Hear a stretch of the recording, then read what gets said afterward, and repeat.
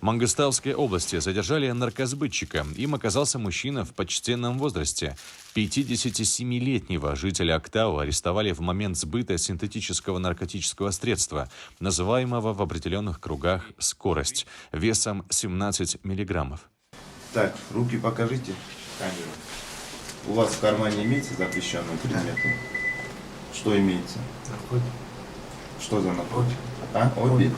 При обыске у неоднократно судимого жителя Актау обнаружили также шприц с наркотическим веществом, экстракционный опий, весом 3 миллиграмма, пластинку лекарственного средства трамадол и шприцы для инъекции. Провели обыск и по месту жительства задержанного. В целях самозащиты.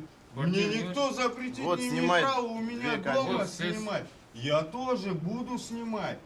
Брат задержанного, который проживал в его квартире, оказывал всяческое сопротивление полицейским. Пришлось приложить немало усилий, чтобы провести обыск по предписанной процедуре.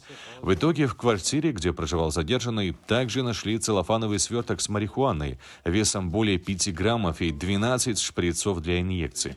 Пожалуйста, отдайте вот это Я наручники. не отдам, это мои. Просим вас. Просим вас. Не отдам его. От имени закона. Да хоть от имени, хоть с двух законов, это мои. Пакет с маком обнаружили на балконе из комнаты брата, который утверждал, что запрещенных веществ в его квартире нет. Также у него обнаружили нож кустарного производства и специальные средства, электрошокер и металлические наручники. Я не отдам вам. И ножик верните. Отдайте сюда ножик. Не кричите.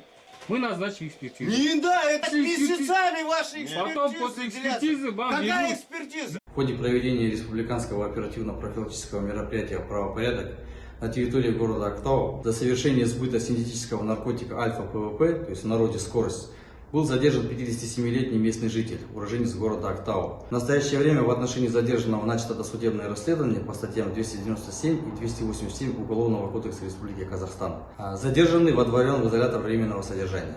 По уголовному делу проводится весь комплекс необходимых оперативно-следственных действий. По всем изъятым предметам назначены соответствующие экспертизы. И брат задержанного вскоре, видимо, получит назад свои вещи.